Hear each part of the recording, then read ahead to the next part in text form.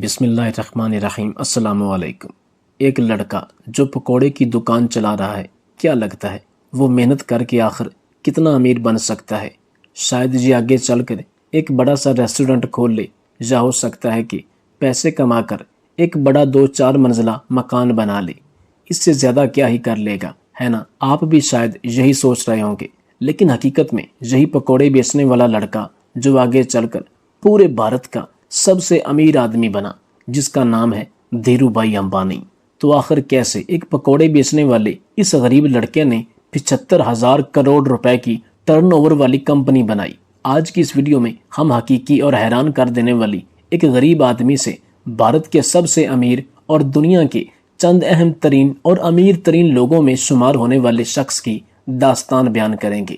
میں 100% دعوے کے ساتھ کہہ سکتا ہوں کہ اگر آپ نے اس ویڈیو کو پورا دیکھ لیا تو پھر یہ آپ کی لائف میں ضرور بدلاؤ لے کر آئے گا۔ ناظرین کرام، اس کہانی کی شروعات ہوتی ہے 28 دسمبر 1932 سے، جب گجرات کے چوروار گاؤں کے ایک مڈل کلاس فیملی میں دھیرج لال ہیرا لال امبانی کا جنم ہوا تھا، اور یہی سادھارن سا دکھنے والا لڑکا آگے چل کر دھیرو بھائی امبانی کے نام سے فیمس ہوا۔ ان کے والد ہیرا چند گوردن بھائی امبانی گاؤں کے ہی اسکول میں بچوں کو پڑھانے کا کام کرتے تھے، اور کچھ اسی طرح سے جب دھیرو بھائی امبانی 5 سال کے ہوئے تب ان کا ایڈمیشن بہادر خان جی اسکول میں کرا دیا گیا۔ حالانکہ دھیرو بھائی امبانی کو پڑھائی سے کوئی خاص لگاؤ نہیں تھا، پھر بھی والد کے ڈر سے نہ چاہتے ہوئے بھی انہیں اسکول جانا ہی پڑتا تھا۔ اب کیونکہ ہیرا چند جی کے کل 5 بچے تھے، اور جیسے جیسے وہ بڑے ہو رہے تھے انہیں اسکول کی سیلری سے گھر چلانے میں کافی پرابلم ہونے لگی تھی۔ اور دوستو، اسی غریبی اور تنگہلی سے ہی پریشان ہو کر ایک دن دھیرو بھائی امبانی نے فیصلہ کیا کہ اب وہ پڑھائی چھوڑ کر کوئی کام کریں گے تاکہ اپنے والد کا ہاتھ بٹا سکیں، اور 4 پیسے کمانے سے ان کے گھر کے حالات مزید بہتر ہو جائیں گے۔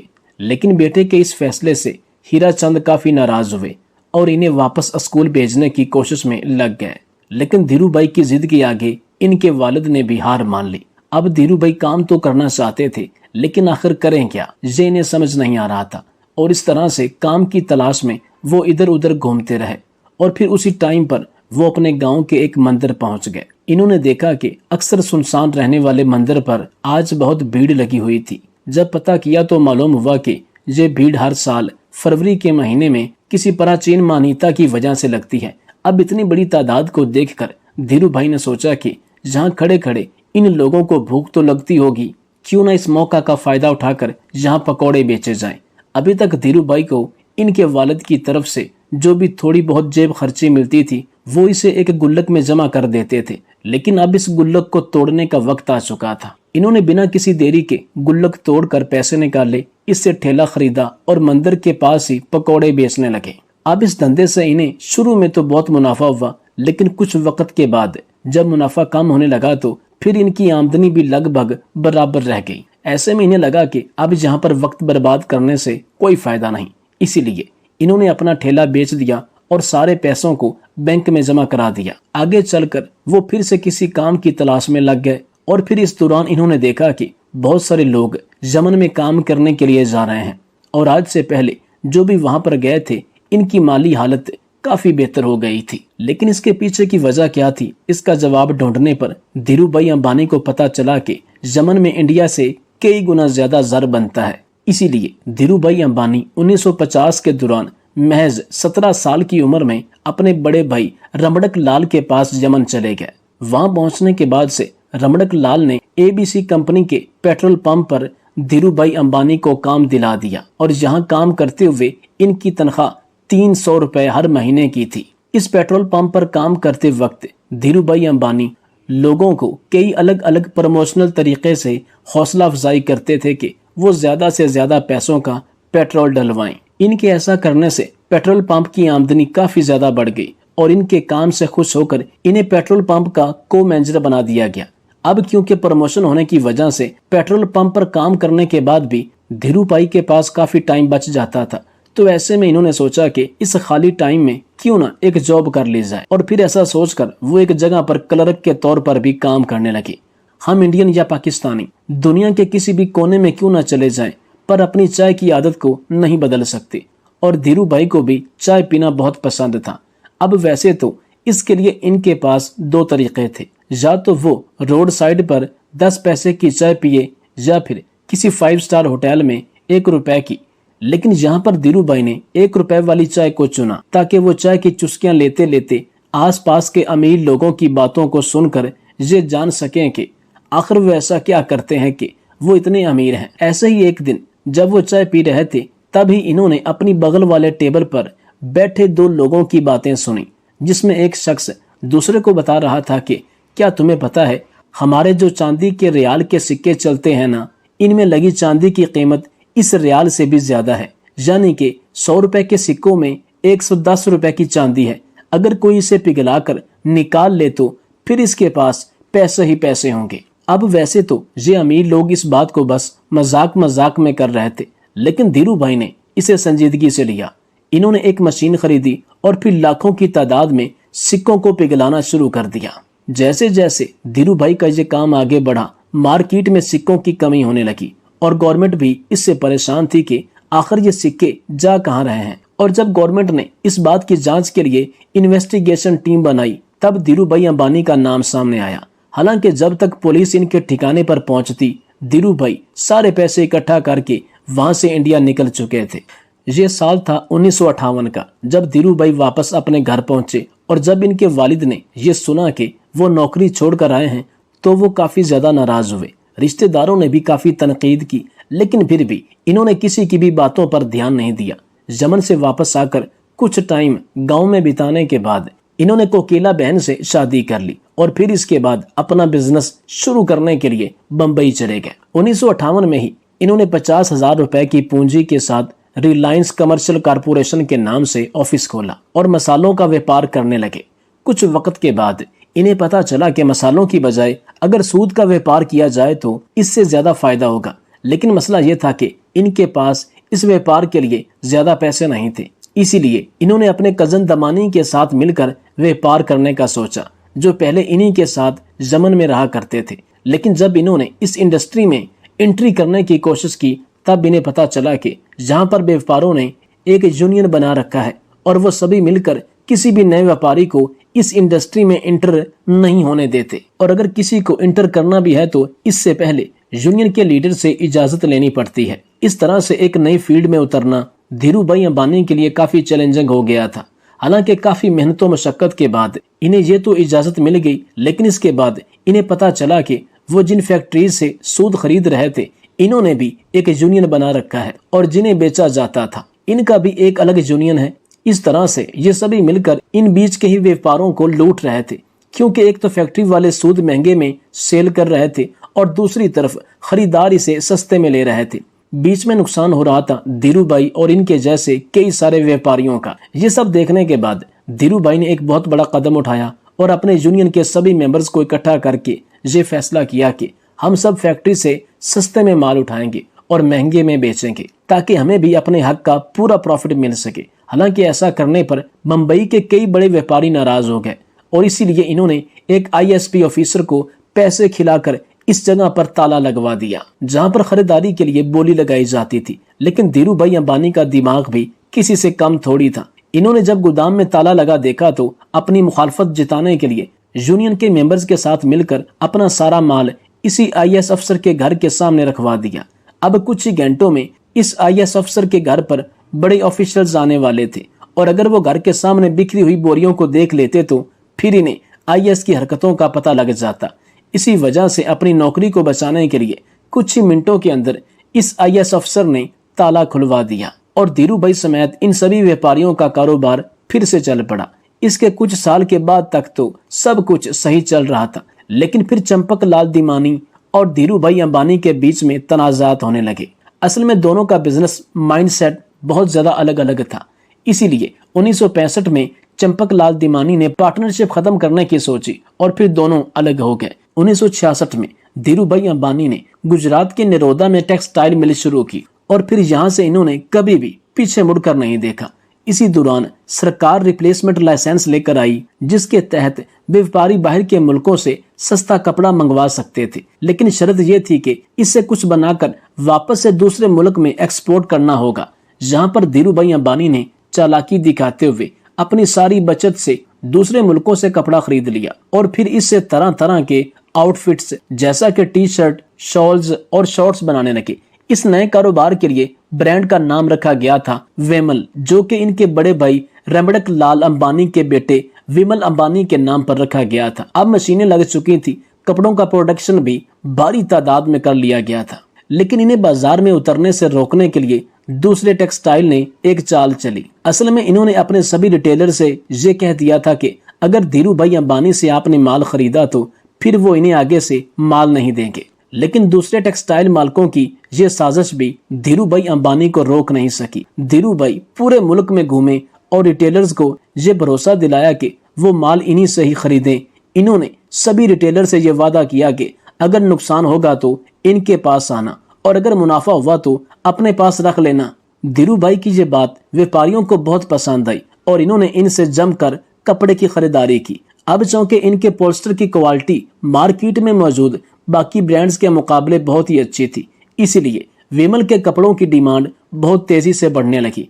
और एक मौका तो ऐसा भी आया जब एक ही दिन में मुल्क भर में विमल के 100 शोरूम्स का आगाज किया गया और विमल उस जमाने का नंबर 1 पोस्टर ब्रांड बन गया। इसके अलावा वर्ल्ड बैंक की टीम ने जब धीरू भाई के कपड़ा मिल का मुआयना किया तो फिर इन्होंने इसे इंडिया का बेस्ट टेक्सटाइल मिल, साथ ही यहाँ पर बने हुए कपड़े तरक्की याफ्ता मुल्क के स्टैंडर्ड पर भी बेहतरीन साबित हुए। लेकिन ये सफर धीरू भाई अंबानी के लिए इतना आसान नहीं था, क्योंकि जब इनके हरीफ को ये पता चला कि धीरू भाई अंबानी रिप्लेसमेंट का गलत फायदा उठा रहे हैं, तब इन्होंने धीरू भाई अंबानी पर केस कर दिया। इसके बाद से धीरू भाई अंबानी ने यह सफाई दी कि शर्तों में ये कहाँ लिखा गया है कि बाहर के मुल्कों से माल मंगवाकर 100% प्रोडक्ट को ही एक्सपोर्ट कर देना है। असल में धीरू भाई अंबानी बैरून मुल्क कपड़े से बनाए कपड़ों में से कुछ हिस्सा गैर मुल्की मार्केट के लिए रवाना कर देते थे और फिर बाकी का डोमेस्टिक के लिए रख लेते थे। और इनकी स्ट्रेटजी से इनके बिजनेस को काफी प्रॉफिट भी हुआ। साथ ही विमल बैरून मुल्क में भी अपनी अच्छी पहचान बनाने में कामयाब हो गया। इस एरिया में मिली कामयाबी के बाद धीरू भाई अंबानी ने धीरे धीरे कई और भी दूसरे सेक्टर्स में अपने बिजनेस को फैलाना शुरू कर दिया। 8 मई 1973 को कंपनी का नाम रिलायंस कमर्शियल कारपोरेशन से बदलकर रिलायंस टेक्सटाइल इंडस्ट्री लिमिटेड कर दिया गया और 1976-77 के बीच इसका सालाना कारोबार 77 करोड़ रुपए हो गया था। जनवरी 1978 जब धीरू भाई अंबानी ने आजाद भारत का पहला IPO लाने का कहा और फिर अपनी कंपनी को बम्बई और अहमदाबाद स्टॉक एक्सचेंज पर लिस्ट कर दिया। 10 रुपए शेयर प्राइस पर 2.8 मिलियन का IPO पेश किया गया, जिस पर इन्वेस्टर्स ने जमकर जिताया और 58,000 इन्वेस्टर्स ने इसमें इन्वेस्ट किया था। स्टॉक से लोगों ने प्रॉफिट कमाया और ये इतना मशहूर हो गया कि जब 1986 में कंपनी की सालाना शेयर होल्डर मीटिंग रखी गई तो फिर इस टाइम पर 30,000 शेयर होल्डर्स इसमें शामिल हुए, जो कि इंडियन कॉर्पोरेट हिस्ट्री में एक रिकॉर्ड बन गया था। कमाल की बात तो ये थी कि उस टाइम पर बम्बई में एक भी ऐसा हाल नहीं था जो कि इतने लोगों की सलाहियत को होल्ड कर सके। इसी वजह से इस मीटिंग को एक मैदान में ऑर्गेनाइज किया गया था। 1980 में धीरू भाई अंबानी ने महाराष्ट्र के पाताल गंगा में कोल्स्टर फाइबर धागे का कारखाना और काफी कोशिशों के बाद तेल के लिए भी सरकार से लाइसेंस हासिल कर लिया। इस तरह एक टाइम पेट्रोल पंप पर काम करने वाले धीरू भाई अंबानी की अपनी खुद की ऑयल प्रोडक्शन कंपनी हो गई। इसके बाद 16 फरवरी 1986 जब धीरू भाई को पहला हार्ट अटैक आया, तब इन्होंने अपने बेटे मुकेश अंबानी को बताया कि इनकी पीठ में काफी तेजी से दर्द हो रहा है और इससे पहले कि इन्हें हॉस्पिटल लेकर जाया जाता वो बेहोश हो गए थे। अब जब मुकेश अंबानी इन्हें लेकर अफरा तफरी में हॉस्पिटल पहुंचे तो डॉक्टर्स ने कहा कि अगले 42 घंटे इनके लिए बहुत ज्यादा क्रिटिकल हैं।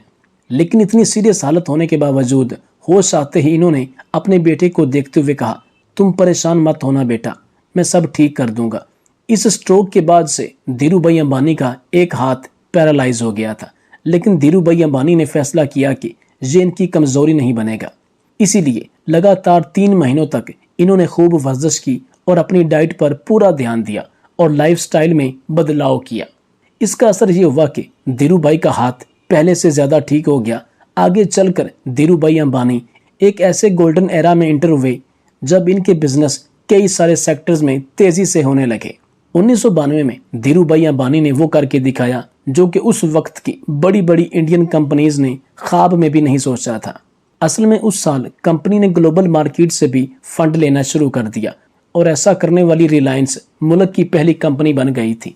साल 1995-96 में धीरू भाई अंबानी ने 9XU SA के साथ मिलकर अपनी telecom Reliance telecom private limited की भारत में शुरुआत की। इसके बाद से 1998 से 2000 के दौरान धीरू भाई अंबानी ने दुनिया के सबसे बड़े रिलायंस टेलीकॉम गुजरात के जामनगर में किया और उस टाइम तक धीरू भाई अंबानी का इतना बड़ा नाम हो गया था कि इन्हें बैरून मुल्क में भी मकबूलियत मिलने लगी थी। ये पॉपुलैरिटी तब और भी हो गई जब साल 1996-98 और 2000 यानी कि 3 साल इन्हें एशिया वीक मैगजीन ने टॉप 5 की लिस्ट में शामिल किया था। ये इंडिया के लिए बहुत ही फख्र की बात थी और इससे भारत की सलाहियत के बारे में बाकी तरक्की याफ्ता मुल्कों को भी अंदाजा होने लगा था। इतना ही नहीं, 15 जून 1998 को धीरू भाई अंबानी पहले इंडियन बने जिन्हें बेहतरीन लीडरशिप के लिए the water school university of Pennsylvania की तरफ से मेडल से नवाजा गया था। इसके अलावा 1999 में धीरू भाई अंबानी को बिजनेसमैन ऑफ द ईयर के अवार्ड से भी नवाजा गया और 2001 में द इकोनॉमिक टाइम्स ने इन्हें लाइफ टाइम अचीवमेंट अवार्ड भी दिया। कहते हैं कि ये सब अवार्ड और इज्जत भले ही सिर्फ धीरू भाई अंबानी को मिली, लेकिन इनकी कामयाबी के पीछे इनकी वाइफ कोकिला बहन का भी पूरा हाथ था। जब धीरू भाई अंबानी मुंबई शिफ्ट हुए थे तब इन्होंने कोकिला बहन को इंग्लिश सीखने के लिए कहा था ताकि व्यापार में वो भी इनकी मदद कर सके। इसके अलावा धीरू भाई अंबानी जब भी कोई नया काम शुरू करने जाते थे तो फिर इस पर कोकिला बहन का मशवरा जरूर मांगते थे। इसी तरह के सपोर्ट और मेहनत का ही नतीजा है कि मसाले और पोलिस्टर से शुरुआत करने वाले धीरू भाई अंबानी साल 2000 तक देश इंडिया के सबसे अमीर लोगों में शुमार हो चुके थे। इन्होंने 350 स्क्वायर फुट के कमरे से अपने बिजनेस की शुरुआत की थी और फिर देखते ही देखते रिलायंस देश की टॉप कंपनीज में गिनी जाने लगी। कहा जाता है कि अपने ख्वाब को पूरा करने के लिए अंबानी बेहद नज़्म ज़ब्त की जिंदगी जीते थे। इन्होंने अपने काम करने के घंटे भी तय कर रखे थे और कभी भी 10 घंटे से ज्यादा काम नहीं करते थे। लेकिन पहले हार्ट अटैक के बाद से इनकी तबीयत लगातार खराब रहने लगी, जिसके चलते इन्हें हर थोड़े दिनों में ही हॉस्पिटल का चक्कर लगाना पड़ता था। लेकिन फिर 24 जून 2000 का वो दिन जब धीरू भाई अंबानी को फिर से एक डेड लिस्ट स्ट्रोक आया और इन्हें मुंबई के ब्रज कैंडी हॉस्पिटल में दाखिल कराया गया, जहां पर डॉक्टर्स ने बहुत कोशिश की, लेकिन लगातार ट्रीटमेंट के बाद भी इनकी हालत में कोई सुधार देखने को नहीं मिला और इसी वजह से आखिरकार 6 जुलाई 2002 को 69 साल की उम्र में इन्होंने दुनिया को अलविदा कह दिया और अरबों का कारोबार अपने बेटों के लिए छोड़ गए। जिस वक्त इनकी मौत हुई थी उस वक्त कंपनी का टर्नओवर 75,000 करोड़ रुपया हो गया था और ग्लोबल फॉर्चून 500 लिस्ट में भी रिलायंस ने अपनी जगह बना ली थी।